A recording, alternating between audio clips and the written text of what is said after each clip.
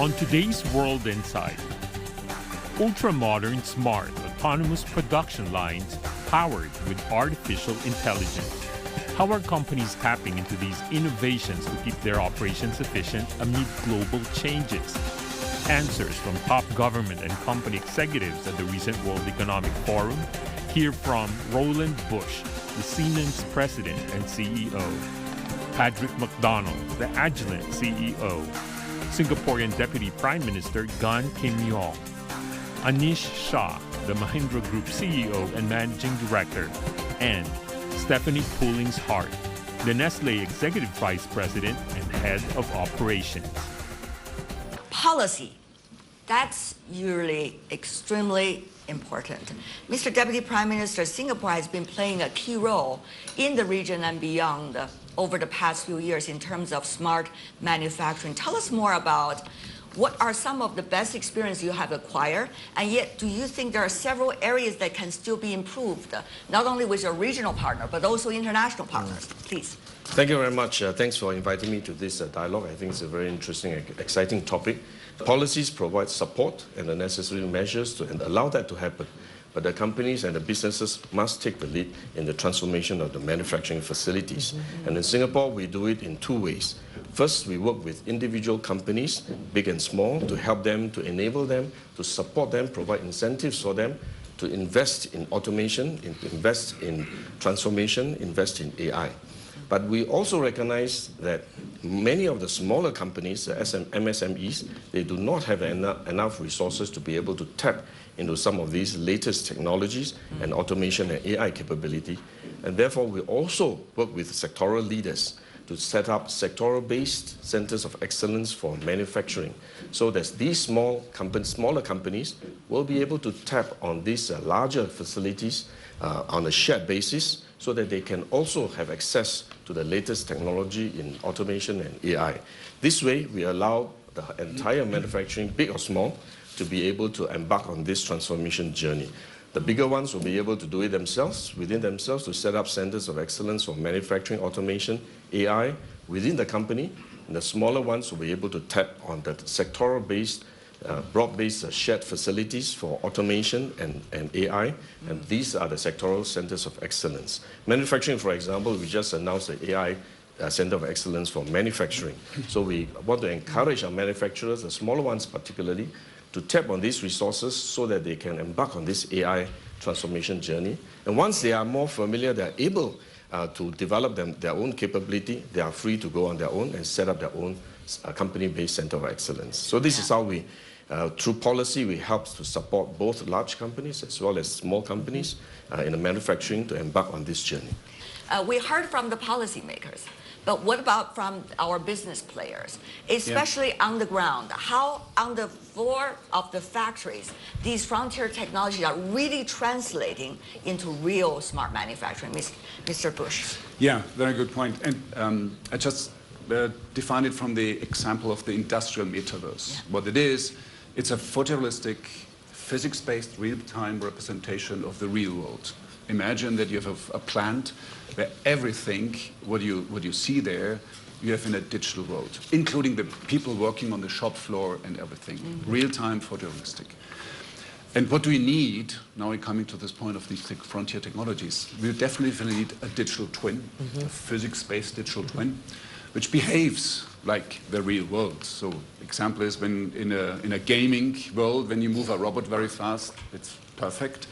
In the real world, it starts swinging, so you need physics-based. Otherwise, you cannot really make this real. Second, so digital twins. Secondly, you need all the hardware which you run in the software needs to be software-defined, has a certain software. It has to be connected. Your sensors, your devices, whatever you have. Talk about software-defined hardware, software-defined automation. And the last element, guess what it is? It's data and AI. AI is supercharging what we do on the shop floor, how we build this technology stack. And this enables completely new ways of how you really transform your manufacturing on the shop floor. Last element, and you said it, partners. Even though Siemens has spent $6.5 billion on R&D and we have a strong portfolio, it's not good enough. We need strong partners. And I give us 3 examples how that looks like.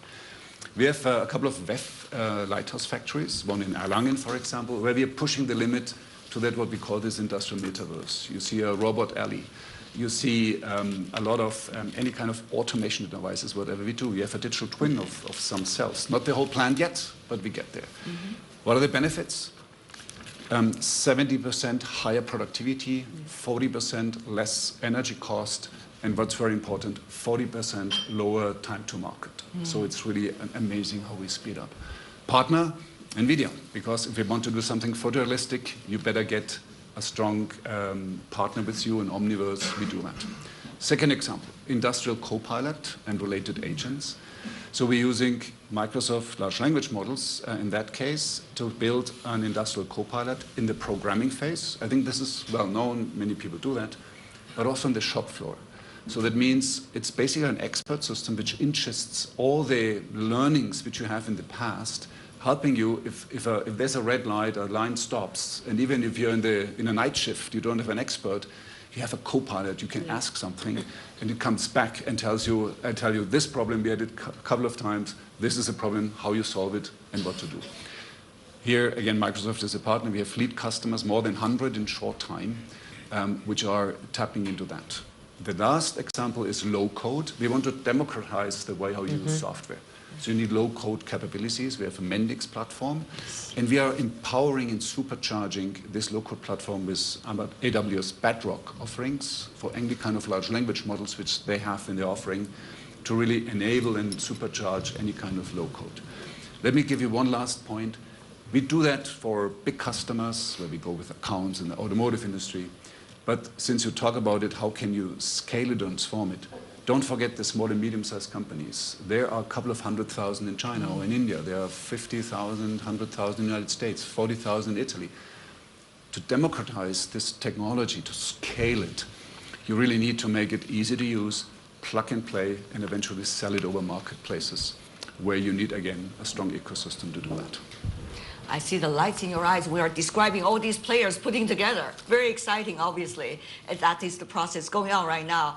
When you were talking, Mr. McDonnell seemed to always nodding his head because he has some similar experiences talking about lighthouse factories. Yes, one of the things that we're seeing as well with AI as well, how we can train the workforce and make sure that we're developing the workforce with these new skills, because the workforce is going to have to learn and develop, and of course there's new skills needed. So having real skills matrices, understanding what are our skills today and what do they need to be for the future is one of our big areas. And of course with Singapore we have a world-class factory there where we're working with cobots and digital twins and working with talent development with the Singapore government about how we can continue to bring talent in. Last example in our lighthouse in Shanghai, where we produce our gas chromatographs, which are cornerstone of the analytical lab. We can have 1,000 customizations on these systems. You can imagine the complexity with that. AI has helped us to reduce the time from 8 days to 2 days in designing the systems and getting them up and running, doubling the output. And I think it also creates a really learning opportunity. Coming from similar areas in terms of sector, but there's one consumer product, right? From Nestlé. Ms. Hart, would you like to share with us as to how it works in your sector, particularly? You know, this digital transformation requires an investment in capabilities for our workforce. We are on this very, very robust journey and have great partners like Siemens, Aviva, that we're working with as well. But one of the things that we were talking about in the green room, when you do have a large number of employees, or even if you have a small number of employees, oftentimes we underestimate the impact of change management. And it is one of the most critical aspects that we are focused on as an organization, and that I encourage other people that are on the journey to also be focused on, because it could actually pause and really hold back the improvements that you could potentially see. The unlock for us as an organization, obviously, you know, labor productivity is a no-brainer, but it's more around looking at predictive analytics and allowing this generation of employees that we have within the workforce. Because if you think about it, we have people within our workforce that are extremely savvy. So the newer generation that kind of came out of the womb doing this and knows how to do that. Right. And a very mature segment that can be a little uncomfortable, and it can be a little intimidating. So we've actually done a lot, particularly in our markets in South America, in bridging that gap and pairing new generation with the more mature, I like to say mature, like a fine wine, mature generations together to unlock the potential and capability. So I'm excited to see what this means for the consumer sector, but it requires the work of partners, of government, and of learning institutions. Yeah. That's a whole set of fascinating questions as to how to bring everybody on board. Mr. Shah, I know you also have fascinating examples to share with us. Would you like to do that right now? I'm going to outline 5 areas of AI that we've actually used.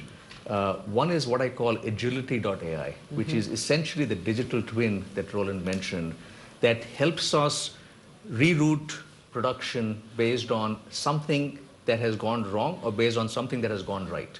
If there's greater demand for a particular variant, how can we create more of that? And how can we solve for challenges that we face from a supply chain standpoint? Eventually, this is also going to help us do real-time production where a consumer can order a particular vehicle with a certain set of features, a certain color, and we can show them on the production line, this is where you are, and then this is how your vehicle is being produced. The second one I call quality.ai, which is helping us on a number of aspects of quality. One is around weld integrity. Now, weld integrity typically had to be done by sort of destructing something and to check whether that is done well or not. There are a lot of parameters that go into understanding what a good weld is. And those parameters have been put into a model. We can use that model today to look at it and say, we don't need to go back and destruct something or check for quality. We know right up front whether this is a good weld or not, and we can correct for it immediately. Linked to that also is paint shops. And we use our vision.ai capabilities to look at paint on a vehicle and make sure that it's the right quality, there are no spots that are left out, and there's no rework that's required. And that also results in less use of paint, which saves us cost as well. The next one I'd look at is uptime.ai. And here in the past, we've had our history in the minds of people recorded in a sense on some platforms. And people look at it, if a machine's down, what do I do? Now we actually have a bot that, or an agent that walks through, here's what you should do. And the bot has information fed in from machine manuals as well as our history to be able to reduce downtime, and we'll be able to reduce downtime by about 10 to 15%, depending on which shop we're operating in with using this. The fourth one I'd look at is energy.ai. And how do we optimize energy in our plants? And there are, again, significant savings that we've gotten from doing this. We're not complete on this as yet. This is still a little bit of work in progress. And the last one is connected.ai, which is how do we connect all our machines together? Again, Roland, something that you mentioned. Something a little more straightforward than some of the other ones. But the net from all of this is what are the outcomes? And does this allow us to look at investments in each space, what do we get, but more importantly in the marketplace, how can we compete better? And we've just launched 2 born electric vehicles, and the questions we're getting back from customers as well as our investors is how can you afford to do this at such a low price as compared to the quality you're offering these vehicles? Are you making losses? I just had a media interview this morning where I was being grilled on that, saying, is this an introductory price? And I said, no, we actually have good margins on this. We just have better manufacturing tools that allow us to do it. So the outcomes are more important from that. You might think you are better informed in an information age. The fact is, people are more often misled by misinformation. You might think every voice is heard in a digital world. The fact is, many nations and peoples are still underrepresented. And data poverty shuts out many. We at CGTN are committed to transcending the information gap and the digital divide. CGTN, bridging nations and civilizations. CGTN, see the difference.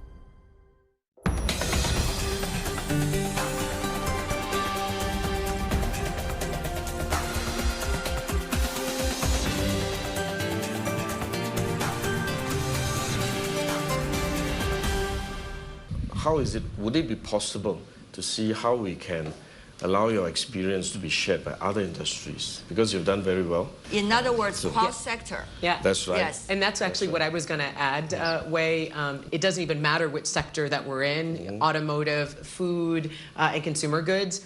The benefits and the opportunities that exist are really the same. And it's driving consistent quality. It's actually diving into data. And I think, data or accurate data is the currency of the future. And how you understand and the individuals that you actually bring into the organization that know how to handle and interpret data and AI are the ones that are actually going to be leading us to the future. Yes, see, Stephanie is very much human-centered. Yes. Yeah? Yes. Very much how it works. Absolutely. But let me have Mr. Busch, and then I go to Mr. McDonnell, please. Can I just respond to this, Yes, this please, question, which is, we are actually doing this today because a Tech Mahindra business, which is an IT services, is actually bringing a lot of its customers to our Chakan plant for them to see what's happening there. And part of what we are also struggling with, which I'll be candid on, is that the fact that this is a competitive edge for us, because we feel that we can make products 30% cheaper than auto manufacturers around the world. And the question which is all right, because don't share it with other automotive. Share it with Nestlé, which is not in the same business. Absolutely. And all will benefit. Right. And share it with your suppliers, because you do want to level them up so that they are able to be competitive too. Absolutely right. Okay. But at this point where we come in, because this is how we make our living. Yes. I mean, we are not OEMs. I mean, we are tier one. With one exception, we build trains. This is one exception, and there's a very good one, which we are scaling technology. We are scaling technology all the way from the machine builders, machine tooling, which you have all in your sites. And then we bring technology to, all verticals, food and beverage, pharmaceutical, chemical, oil and gas, defense, aerospace, automotive. We call all these our customers. And this is the beauty about, this is what I talked about before, platform-based technologies, that you have certain elements which scale across. So the machine learning algorithm, which allows us to predict within lead time of 5 days to 10 days which door of a train is going to fail and why. Yeah. So we put it aside, repair it, and achieve almost 100% availability. The very same machine learning algorithm runs on a welding machine and detects a wrong welding spot. The technology which allows us, for example, to optimize your machines when you fill a yogurt and you change your mixture, you have a lower fluidity and you don't want to spill. So we train it, rather than you stopping the line, we know exactly in simulating how that goes, so that you can just change your recipe and run it. Yeah. The same algorithm runs in a chemical plant where you have batch processing. Yeah, I think what you really have to remember is the why in all of this. We're increasing productivity. We're making it easier for workers to, of course, create new products. But it really brings us closer to the customer. Yes. It brings innovation closer to the customer, and it actually allows us to interact closer with the customer. And beforehand, sustainability and productivity were seen as maybe different things. AI is allowing those to merge in terms of our sustainability goals and productivity, helping with that in terms of cost, etc. And when you think about the purpose of a company and the people in the company to work, aligning that purpose to the customer outcomes and using technology to bring these outcomes quicker, I think is one of the key areas from a change management point of view. Yeah. So we are excited about this trend. But while we are excited about it, there are a lot of questions that is still unanswered, even though we have already gradually find some answers. For example, every one of you already provided. What about the relationship between human and AI-generated technologies or robots, where the list goes on? Have you given some more sophisticated thinking about this link? How do you see these technologies are really going, especially how would they intertwine during the process? This is a very important question. In fact, has been a question that the Singapore government, I'm sure governments around the world, have been focusing on. How do we ensure the journey towards automation and AI will be beneficial, not to just a small segment of companies and workers, but broad-based, so that everyone can see the benefit of it. I think this is a very similar experience we've gone through in the early days when we have gone through the basic automation revolution. I think there will also impact on the workforce. workers and businesses. Some businesses have to transform. And therefore, this transition is very important. And how well we manage the transition will also determine how successful we will be at the end of the journey when we emerge from a transformation. So I think from the Singapore government point of view, we pay a lot of attention in managing the workforce transformation. And we develop actually industrial transformation maps for all the key sectors of industries in Singapore. And on top of that, within each industry transformation map, we also have developed manpower transformation strategies for each of the industry sectors to make sure that we are well prepared for the future as industry goes through a transformation journey. And one of the key focus in the manpower transformation map really is focusing on training and retraining and reskilling. And we introduced a scheme called Skills Future Singapore to allow Singapore workers to tap on the resources that the government provides in terms of subsidy for the cost fee of training, even in terms of a subsidy for their payroll, which some of them may have to take no pay leave for a long period of time to go through formal, long form of education, to take another diploma or another degree so that they are able to change their career pathway to something that they've never learned before. So I think these trainings are very important and they are costly, but the government is prepared to invest in them. So we provide subsidy for the training courses, at the same time provide support for their income if they have to leave their job or on no pay leave in order to pursue this training. But we think it is very important part of our journey towards this transformation. And therefore, I think we are emphasizing on this. But it's also important for us to partner the industries very closely. My earlier point I mentioned in the beginning, that this transformation, these training courses and upgrading must be relevant to the industries. And therefore, we are very keen to partner our industries to embark on this training journey. Sitting here, we have a very much diversity of economies coming from all over the world. So what you're talking about, are they applicable elsewhere? Have you ever thought about that question as a policymaker? Sir, very briefly before I go to the next. I think it is important. Different countries will have different economies, will have different considerations, different priorities, and many countries actually have a lot of resources. And sometimes it's not just about money, but about the concept, about the determination, about the focus on what you want to do. And this, in a way, if you look at it, it's an investment in the future. It is not a cost that you write off. So it's something that's important for companies around the world, governments around the world, to pay attention to training and upgrading so that you are able to transform your workforce to be in line with the development and evolution of the industries. Right. And they have to do it fast. They have to do it fast. No, I think, frontier technologies, when you think about it, it really is about accelerating and enhancing the human potential, the ability to learn going forward for two reasons. It's not only to increase productivity, but also to enhance innovation. And in one of our plants, when we're using augmented reality with our workers and when we're using advanced models, we actually see the attrition level drop to 1/3 of what we see in the marketplace, because we're giving people opportunities to learn new skills, really allow us to bring out more complex products faster. And, it's going to really also help hyper-customization that's going to be required by our customers. So I really think about it as an integrator for enhancing human potential.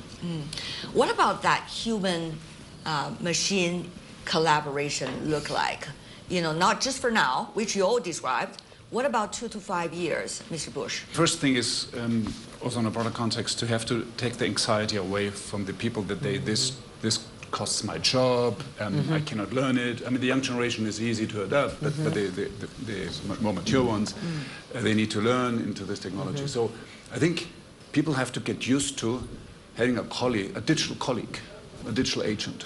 I mean, you have a lot of colleagues, and I have a new one, a digital one, and these guys are growing and they are smart, but they will never, they will never take your job away, but they take your existing job away, but it creates a new one, which makes a difference. So, and coming to your point, education and training, how you do that, how you interact, how you prompt, and taking the people along with you. We are also defining, I think, 30 different job profiles of where you are, what capabilities you have, and what you want you to learn. It could be a 1-week training course, could be 3 or 6 months.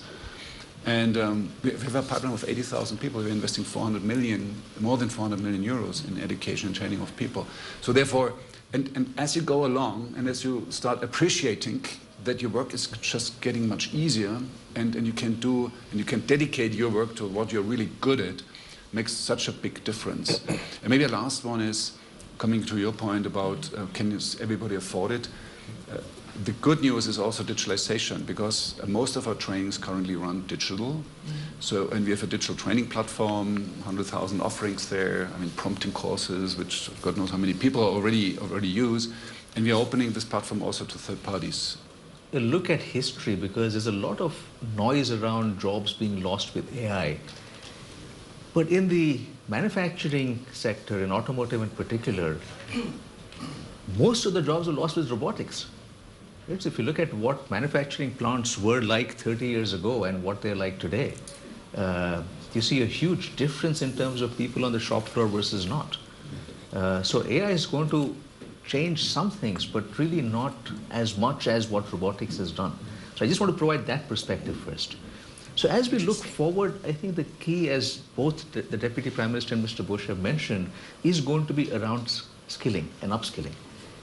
Because we're going to create new opportunities. If you think about it from a customer perspective, if we improve what the customer wants, we're going to create new mechanisms or new ways of doing things. And that's what's going to take jobs. So in our history, we've always had multiple things that have taken jobs away and made life easier in a sense for people. But there always has been a new set of jobs. Another classic example is at the airport. In most places, we don't have a check-in counter that we check in. It's the kiosk that we do, and that again has taken away lots of jobs. But that's not that many compared to the auto manufacturing, right? Compared to auto manufacturing 30 years ago or now. So you look at both perspectives. So I think these are the things that we've got to keep in mind. So it again starts with the customer. And the last point I'll mention there is the organization has to be a purpose-driven organization. So when you start with purpose, it gives a lot more comfort. Again, as Mr. Busch mentioned, that comfort is essential for people, that we're going to do things the right way. And if you're going to do things the right way, then you have everyone collaborating with you to make it happen. And to me, that is the most important part for the future. Yeah. Ms. Hart, I know she has a great point on that too. Yeah, no, I mean, I was going to compliment and maybe just give a slightly different perspective as well. To leveraging AI and what it looks like 2 to 5 years from now. You know, quite frankly, I think that we are experiencing in many parts of the world labor shortages. You know, my kids are not the ones that are raising their hand saying, I'm going to go into manufacturing, you know, or work in a distribution center. And so this is also an opportunity. Or consumer products. Or consumer products, right? Yeah. And so, I mean, I'd like to bring sexy back to manufacturing and distribution and make it attractive. And one of the ways to be able to do that is to really leverage and build on technology and show the opportunities that can exist so that we can consistently provide you with the best cup of coffee, you know, every time you drink Nespresso or Nescafe. So that, you know, I think that it complements, as you actually said, AI and humans complement each other, and it's just a different skill set and part of the evolution. And you know, when you think about maybe for all of us on stage, we remember where the world was when there wasn't a remote control for a television, or there wasn't this thing we call an iPod. There was a record player, there was a cassette player, and you push play and record. And you know, we've seen this evolution go really fast, but we've all adapted. Yeah, thank you very much. Everyone on this panel, well worth 5 hours of interview. But we tried to squeeze them into 45 minutes, and they did such a great job with the help of all of you. So thank you so much, ladies and gentlemen. Thank you. So did you. Thank you, everyone. Thank you, sir.